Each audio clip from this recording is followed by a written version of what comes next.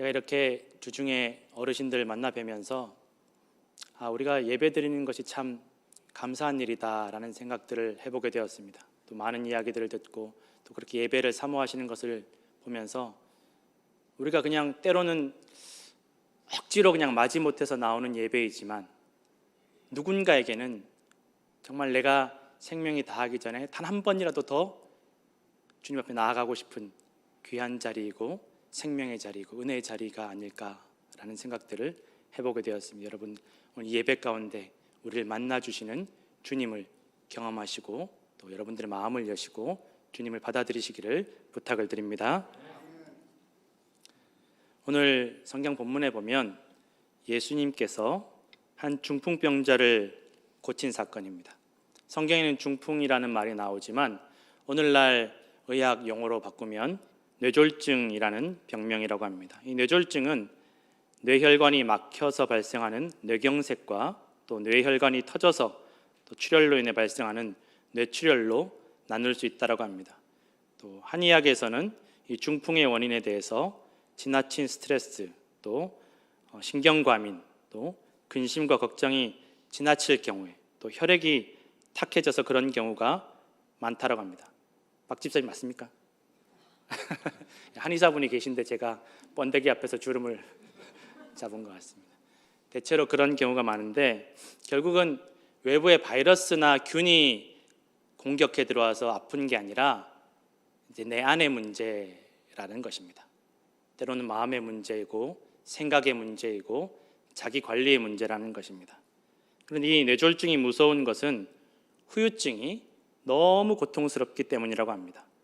뇌졸중으로 쓰러졌다가 의식을 되찾아도 안면마비가 오거나 언어장애가 오거나 또 정신적으로 어려움이 오거나 심하면 반신불수가 되어서 거동을 할 수 없는 지경에 이른다라고 합니다. 어떤 여성분이 20년간 이 뇌졸중으로 누워 계시면서 남편이 지극하게 수발을 하신 그 가정이 있었는데 그 아내가 어느 날 남편에게 울면서 말하더라는 것입니다. 이제 나 좀 보내달라고. 나도 힘들고 당신도 힘들고 다 힘드니까 이제 나 좀 보내달라고. 나 좀 하늘 날아가게 해달라고. 그렇게 부탁을 하면서 울더라는 것입니다. 그러니 남편이 아무리 사랑하고 지극정성으로 돌봐줘도 이 문제를 해결해 주지 못하니까 같이 끌어안고 울 수밖에 없다라는 거예요. 사랑하지만 또 돌봐주지만 내가 이 사람 위해서 해줄 수 있는 게 그냥 같이 끌어안고 우는 것밖에는 할 일이 없더라는 이야기를 들은 적이 있습니다. 본인은 물론 가족들에게까지도 큰 고통을 남겨주는 이 절망적인 병은 오늘날에도 완치를 기대하기가 어려운 질병이고 또 10명 중에 3명은 사망에 이르고 생존한 사람들은 또 절반 이상은 심각한 후유증에 평생 시달린다고 합니다. 또 후유증이 없어도 평생 언제 재발할지 모르는 그 시한폭탄을 안고 살아가는 것과 같다라고 합니다. 오늘 예수님께 이러한 중풍병자가 나오는 것입니다. 아무도 고칠 수 없고 자기만 힘든 게 아니라 주변이 다 힘들게 만드는 절망적이고 고통스러운 문제를 가지고 예수님 앞에 나오는 것입니다. 중풍병이 아니라 이 뇌졸중이 아니라도 여러분 어느 가정이나 이런 문제가 있을 수 있습니다. 평생 해결되지 않는 문제를 안고 또 평생 해결되지 않는 질병을 안고 고통을 안고 아무도 도와줄 수 없고 나도 지치고 가족도 지치고 그 문제를 가지고 살아가다가 아무 데서도 도움을 받지 못하니까 마지막 지푸라기라도 잡는 심정으로 주님 앞에 나오는 분들이 얼마나 많이 있는지 모릅니다. 이제 길이 없으니까 이제 방법이 없으니까 예수님 앞에 마지막으로 이제 기도해 봐야 되겠다. 근데 예수님께 이 중풍병자가 나와왔을 때 도무지 들어갈 수가 없습니다. 수많은 사람들이 예수님께 나왔기 때문에 다 각자가 자기 문제를 가지고 나왔습니다. 귀신 들린 사람, 중풍병자뿐만 아니라 수많은 질병을 가진 사람들, 세상이 해결해 주지 못하는 문제를 가지고 주님 앞에 나온 사람들이 수없이 많이 나왔다라는 것입니다. 이 예수님께서 지금 중풍병자를 만난 가버나움이란 동네는 예수님께서 제3의 고향이라고 할 정도로 베들레헴이나 나사렛에 이어서 가장 많은 시간을 보내셨던 곳이 이 가버나움이란 동네이고, 이 가버나움이란 동네에서 예수님께서 기적을 어마어마하게 많이 베풀어 주셨다는 것입니다.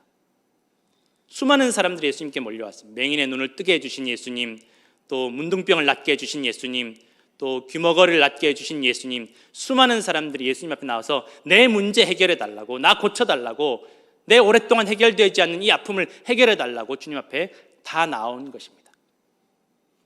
발 디딜 틈이 없는 것입니다. 그런데 이 중풍병자가 거동을 하지 못하니까 주변 사람들이 이 중풍병자를 상에 눕혀서 메고 왔는데 들어갈 수가 없으니까 어떻게 하지 못하고 지붕을 뚫고 예수님께 내렸다라는 것입니다. 지붕을 뚫고. 그런데 예수님께서 이 사람에게, 또 이 사람을 데리고 온 사람들에게 말씀하시기를, 기록되기를, 그들의 믿음을 보시고 라고 말씀하십니다. 그들의 믿음을 보시고. 이 중풍병자와 중풍병자를 데리고 온 사람들의 믿음이 무엇이겠습니까? 단순히 그냥 예수님께서 내 병을 고쳐주시겠다라는 그러한 믿음, 거기서 끝나는 것이 아니라는 것입니다. 여러분, 예수님께 나오는 길이 얼마나 힘든 일인지 모릅니다. 예배 드리러 나오는 길이, 기도하는 길이 얼마나 힘든 일인지 모릅니다. 여러분, 예배 드리지 못할 이유, 내가 기도하지 못할 이유는 살아가면서 수만 가지가 있다는 것입니다. 오늘 내가 예배 드리러 나가는데 가로막는 일들이, 장애물들이 있다는 것입니다. 주님 앞에 나와왔는데 내가 은혜 받지 못하는 이유들이 수만 가지가 있다는 것입니다. 많은 사람들이 여기서 낙심합니다. 꼭 오늘만 은혜 받아야 되나? 오늘만 내가 예수님 만나야 되나? 오늘만 예배 드려야 되나? 오늘만 내가 주님 앞에 나아가야 되나? 많은 사람들이 여기서 발걸음을 돌립니다. 다음에 하지 뭐, 다음에 만나지 뭐, 다음에 예배하지, 다음에 기도하지. 그런데 오늘 이 중풍병자와 네 사람은 내가 오늘 주님 만나야 되겠다, 내가 지금 은혜 받아야 되겠다, 포기하지 않았습니다. 지붕을 뚫고서라도, 누가 가로막아도 내가 지붕을 뚫고서라도 내가 오늘 주님 만나서 내 문제를 해결받아야 되겠다. 이것이 이 사람들의 믿음이었고 예수님께서 보신 믿음이었다라는 것입니다. 여러분, 주님께서 지금 우리의 믿음을 보십니다. 무슨 믿음입니까? 예수님 살아계시고 기도하면 들어주실 거야. 단순히 이런 믿음이 아닙니다. 내가 무슨 일이 있어도 오늘 내가 주님 만나야 되겠다는 그 믿음. 누가 가로막아도, 무슨 일이 나를 가로막을지라도, 무슨 장애물이 있을지라도 내가 오늘 반드시 주님 만나고 은혜 받아야 되겠다, 내가 기도해야 되겠다, 내가 예배해야 되겠다. 그 믿음을 보신다라는 것입니다. 오늘 여러분, 저와 우리 모두에게 이러한 믿음이 있기를 간절히 소원합니다. 내가 오늘 주님 만나야 되겠다. 그 믿음을 보셨습니다.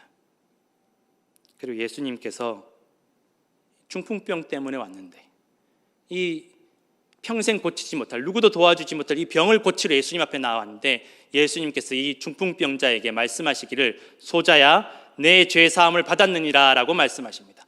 소자야라는 말은 이 신약 성경에 기록된 헬라어로 보면 아이야, 자녀야 라는 뜻입니다. 주님께서 움직이지 못하는 이 중풍병자, 누가 도와주지 못하면 주님 앞에 나올 수 있는 중풍병자도 주님께서 아이로, 자녀로 생각하신다는 것입니다. 여러분, 내 모습이 어떠하든지 간에, 내 처지가 형편이 어떠하든지 간에 우리는 주님께 영원히 아이이고 여러분 자녀인 줄로 믿습니다. 자녀들이 아무리 나이가 들어도, 자녀가 70, 80이 되어도 부모님 눈에는 그저 어린아이일 수밖에 없습니다. 자녀가 세상에서 손가락질 받는 범죄자일지라도 부모님에게는 사랑하는 자녀일 수밖에 없습니다. 우리도 마찬가지입니다. 우리가 주님 앞에 영원히 아이이고 자녀인 줄로 믿습니다. 아이야, 내 죄 사함을 받았다. 지금 당장 급한 것은 이 중풍병 치료하는 건데, 예수님께서 구하지도 않은 죄 사함을 선포하셨다라는 것입니다. 주님 보시기에는 이 사람의 중풍병보다 더 심각하고 중요하고 급한 문제가 죄의 문제라는 것입니다. 여기에 사람들의 관심과 주님의 관심이 차이가 있음이 드러난다라는 것입니다. 우리는 당장 눈앞에 닥쳐있는 죽고 사는 문제, 먹고 사는 문제, 어떻게 하면 더 성공할 수 있는가 문제, 어떻게 하면 더 건강하게 살 수 있는가 문제가 우리의 가장 큰 관심사인데, 주님의 문제는 그것이 아니라는 것입니다. 영적인 문제, 우리의 죄의 문제가 주님의 가장 큰 관심이었다라는 것을 기억하시기를 부탁드립니다. 이 문제가 해결되지 않으면 다른 문제는 중요하지 않다라는 것입니다. 조선시대에 가장 뛰어난 왕 중에 한 명이었던 정조대왕이 있습니다. 잘 아시지만 사도세자의 아들이었고, 또 조선시대에 기울어져가는, 임진왜란 이후에 기울어져가던 그 나라를 수없이 많은 개혁으로 다시 한번 일으켰던 왕이 정조왕이었습니다. 다 존경하는 왕입니다. 이 왕을 주인공으로 해서 드라마도 만들어질 정도로 굉장히 유명한 왕인데, 이 왕이 나중에 어떻게 죽었느냐? 종기 때문에 죽었습니다. 종기. 그냥 뾰루지 때문에 죽은 것입니다. 근데 이 종기가 정말 치료를 할 때 뿌리째 치료를 해야 되는데, 그때 당시의 생각으로는 어떻게 왕의 몸을 드러낼 수가 있고 왕의 몸을 칼로 째서 그 뿌리를 드러낼 수가 있는가? 이건 상상도 하지 못한 일입니다. 그러니 문제의 뿌리를 드러내지 못하니까 아무리 치료를 해도 낫지 않고 점점 더 심해져서 결국은 여러분, 종기가 생긴 지 24일 만에 정조왕이 죽었다라는 것입니다. 그 문제의 뿌리, 종기 뿌리를 치료하지 않으니까, 죄의 뿌리를 치료하지 않으면 사망에 이른다라는 것입니다. 예수님께서 그 문제를 정확하게 아시고, 이 사람의 문제가 무엇인지 정확하게 아시고 죄사함을 선포하셨습니다. 그러나 여러분, 우리가 반드시 기억해야 되는 것은 모든 질병이 죄 때문에 벌어지는 것은 아니라는 것입니다. 모든 문제가 어떤 사람의, 그 사람이 지은 죄 때문에 벌어지는 문제가 아니라는 것입니다. 예수님께서 어떤 병자에게는 이 사람이 아픈 것이 누구의 죄 때문입니까? 아버지의 죄 때문입니까? 자신의 죄 때문입니까? 라고 물을 때 하나님의 영광을 드러내기 위함이다, 또는 어떤 경우에는 이 사람을 믿게 하기 위함이다 라고 말씀하실 정도로, 여러분, 모든 질병이 죄 때문은 아니라는 것입니다. 그래서 우리가 문제를 가진 사람을 만날 때, 질병을 가진 사람을 만날 때, 저 사람이 죄를 지어서 저렇게 아픈가 보다라고 생각할 필요가 없다라는 것입니다. 그것은 여러분, 우리가 쉽게 판단해서는 안 되는 문제입니다. 그러나 적어도 오늘 이 중풍병자에게는 죄가 문제였다라는 것입니다. 그리고 아무에게도 말하지 않았지만, 예수님께 죄의 문제를 고백하지 않았지만, 예수님께서 정확하게 아시고 너의 죄 사함을 용서받았다라고 선포하셨다라는 것입니다. 모든 사람들이 자신의 죄를 드러내는 것을 원치 않습니다. 내 죄가 드러나면 비판하고 손가락질하고 정죄하고 심판하니까, 부끄러우니까, 민망하니까 드러나기를 원하지 않습니다. 그런데 오늘 예수님께서 이 사람의 죄를 말씀하신 것은 정죄하기 위해서가 아니라, 비판하기 위해서가 아니라, 심판하기 위해서가 아니라 고치시기 위함이라는 것입니다. 주님께서 우리의 죄를 드러내시는 것은 우리를 고치시기 위해서, 살게 하시기 위해서, 영원한 생명을 얻게 하시기 위해서, 구원하시기 위해서 우리의 죄를 드러내셨다라는 것입니다. 그리고 드러내시자마자 해결하셨습니다. 많은 사람들은 저 가정에 저 사람이 저렇게 오랫동안 해결되지 않는 질병과 문제를 안고 있는 것은 저 사람들이 무슨 죄를 지은 것이 아닌가, 하나님께 죄를 지은 것이 아닐까 생각할 수 있지만, 여러분, 그렇게 생각하지 마시기를 바랍니다. 그런 사람도 있고 그렇지 않은 사람도 있습니다. 그러나 오늘 이 중풍병자는 드러내고 싶지 않은 이 죄를 예수님께 드러내시고 바로 고쳐주셨습니다. 주님께는 여러분, 죄의 문제가 가장 큰 문제라는 것입니다. 우리가 믿는 하나님이 그저 내 건강의 문제를 해결해 주시는 분, 내 경제적인 문제를 해결해 주시는 분, 지금 내가 급하게 생각하는 이 죽고 사는 문제, 먹고 사는 문제를 해결해 주시는 분이 아니라 우리를 구원하시고 영원한 생명을 주시는 분이심을 여러분 믿으시기를 부탁을 드립니다. 이 죄의 문제가 해결되면, 우리가 구원을 받으면, 영원한 생명을 얻으면, 여러분, 당장 내가 죽고 사는 문제, 당장 내가 가지고 있는 이 현실적인 문제가 더 이상 문제가 되지 않는다라는 것을 여러분 기억하시길 부탁드립니다. 영원한 생명을 주시는 분이 인간의 모든 생사화복이 주님 손안에 있다라는 것입니다. 이 죄를 용서해 주실 능력이 주님께 있음을 여러분 기억하시기를 부탁드립니다. 이사야 59장 1절에서 2절의 말씀입니다. 여호와의 손이 짧아 구원하지 못하심도 아니요 귀가 둔하여 듣지 못하심도 아니라 오직 너희 죄악이 너희와 너희 하나님 사이를 갈라놓았고 너희 죄가 그의 얼굴을 가리어서 너희에게서 듣지 않으시게 함이니라. 정말 문제가 무엇입니까? 우리와 하나님과의 관계가 깨어진 것, 끊어진 것, 이 죄가 하나님과 우리 사이를 가로막고 있는 것, 이것이 가장 큰 문제라는 것입니다. 우리와 하나님과의 관계가 회복이 되면 모든 문제가 해결이 됩니다. 죽고 사는 문제일지라도 다 해결이 될 줄로 믿으시기를 부탁을 드립니다. 요한계시록 21장 3절에서 4절에 이렇게 기록되어 있습니다. 내가 들으니 보좌에서 큰 음성이 나서 이르되 보라, 하나님의 장막이 사람들과 함께 있음에 하나님이 그들과 함께 계시리니 그들은 하나님의 백성이 되고 하나님 친히 그들과 함께 계셔서 모든 눈물을 그 눈에서 닦아주시니 다시는 사망이 없고 애통하는 것이나 곡하는 것이나 아픈 것이 다시 있지 아니하리니 처음 것들이 다 지나갔음이로라. 우리가 주님께 돌아가면, 주님과의 관계가 회복이 되면 모든 눈물은 닦아주시고 다시는 사망이 없고 아픈 것도 없고 곡하는 것도 없을 줄로 믿으시기를 부탁을 드립니다. 예수님께서 이렇게 죄의 사함을 선포하니까 예수님과 함께 그 자리에 있던 서기관들이 속으로 생각합니다. 자기가 뭔데 죄 사함을 선포하나? 이건 신성모독이다. 저 사람은 반드시 죽여야 될 사람이다. 서기관들이 누구입니까? 당시에 여러분, 하나님의 말씀을 가장 많이 안다라고 생각하던 사람들이고 날마다 말씀을 묵상하던 사람들이고 말씀을 연구하던 사람들입니다. 그런데 눈앞에 예수님이 있어도 예수님이 누구이신지를 깨닫지 못하고 알지 못하고 경험하지 못하는 것입니다. 예수님 앞에 수많은 병자들이 고침을 받아도 깨닫지 못하는 것입니다. 예수님께서 이 사람들의 생각을 아십니다. 이 서기관들이 예수님 곁에 한 자리를 차지하고 앉아서 고침받기 위해서 오는 사람들, 은혜 받기 위해서 오는 사람들 들어오지 못하게 만듭니다. 자기도 은혜 받지 못하고 남도 은혜 받지 못하게 만듭니다. 자기도 예수님을 만나지 못하고 다른 이들도 예수님을 만나지 못하게 만듭니다. 자기 생각으로 가득 차 있습니다. 그리고 비판합니다. 자기가 뭔데?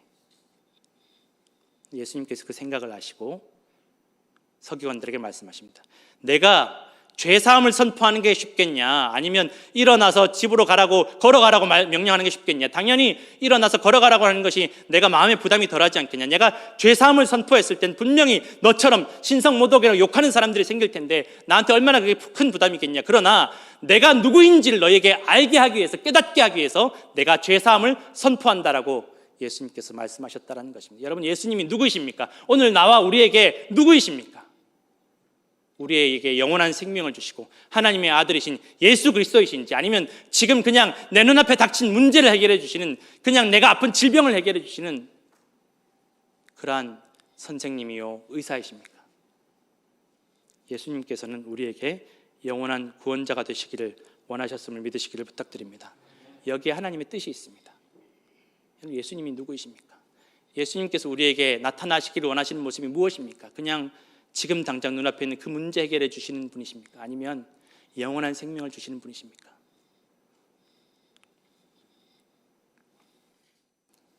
이렇게 말씀하시고 그 병자에게, 중풍병자에게 말씀하십니다. 일어나서 내 상을 들고 집으로 가라. 그리고 그 병자의 질병도 고쳐주셨습니다. 예수님의 우선순위는 죄의 문제의 해결이었습니다. 그리고 그 다음 순위가 이 사람이 가지고 있는 문제였습니다. 죄만 해결해 주신 것이 아니라 이 사람의 간절한 믿음을 보시고 이 사람을 데리고 온 그 주변 사람들의 믿음을 보시고 모든 문제를, 그 뿌리까지 해결해 주셨음을 믿으시길 부탁드립니다. 우리의 드러난 문제뿐만 아니라 우리의 모든 문제의 뿌리까지도 해결해 주실 분은 예수 그리스도 한 분밖에 없음을 여러분 믿으시고 기억하시기를 부탁을 드립니다. 어떤 병원에 어린아이 한 명이 오랜 세월 인공호흡기만 끼고 있었습니다. 병원이 포기를 했습니다. 더 이상 이 아이를 치료할 수 있는 방법이 없고 우리가 이 아이에게 해줄 수 있는 것은 그저 인공호흡기로 생명을 연장해 주는 것밖에 없습니다. 호흡을 연장해 주는 것밖에 없습니다라고 포기했습니다. 하루, 이틀, 한 달, 두 달이 흘러가니까 가족들도 더 이상 이 아이를 옆에서 돌보는 것이 힘들어졌습니다. 그래서 간병인을 구했습니다. 올해 연세 드신 은퇴하신 간호사분을 간병인으로 모셨는데 이 간병인이 너무 믿음이 좋으셔서 이 아이를 보자마자 마음에 감동이 왔다라는 것입니다. 하나님 이 아이를 고쳐주시고 치료해 주실 줄 믿습니다. 이 아이를 살려주십시오. 하나님 이 아이를 도와주십시오. 그리고 이제는 부모도 희망을 내려놓았을 때 이 간병인이 이 아이의 손을 붙잡고 기도도 하고 성경 말씀도 읽어주고 찬송도 불러주고 계속 이 아이를 위해서 노력을 했다라는 것입니다. 믿음으로 이 아이에게 다가갔다라는 것입니다. 그렇게 6개월쯤 흘렀는데 어느 날 이제 이 아이에게 찬송을 불러주다가 깜빡 잠이 들었는데 잠결에 찬송 소리가 들려서 눈을 떠보니까 이 아이가 눈을 뜨고 찬송을 부르고 있다라는 것입니다. 자기가 부르다가 잠든 그 뒷부분을 이 아이가 이어서 부르고 있다라는 것입니다. 이 아이를 고쳐주셨습니다. 살려주셨습니다. 여러분 이 아이를 누가 살렸습니까? 누구의 공로로, 누구의 믿음으로 살렸습니까? 이 아이의 믿음이 아닙니다. 이 간병인의 능력도 아닙니다. 예수님께서 그들의 믿음을 보시고 살려주셨음을 믿으시기를 부탁드립니다. 오늘 이러한 능력과 은혜가 저와 우리 모든 성도들 가운데 함께 하실 줄로 믿습니다. 믿음으로 하나님께 나아가면, 우리와 하나님과의 관계가 회복이 되면, 우리 죄의 문제가 해결이 되면 그 어떠한 세상의 문제가 우리를 가로막지 못할 줄로 믿으시기를 부탁드립니다. 오늘도 우리 모든 성도들 가운데 주님께서 만나주시고 치료해 주시고 고쳐주시고 구원하여 주실 줄로 믿습니다. 기도하겠습니다.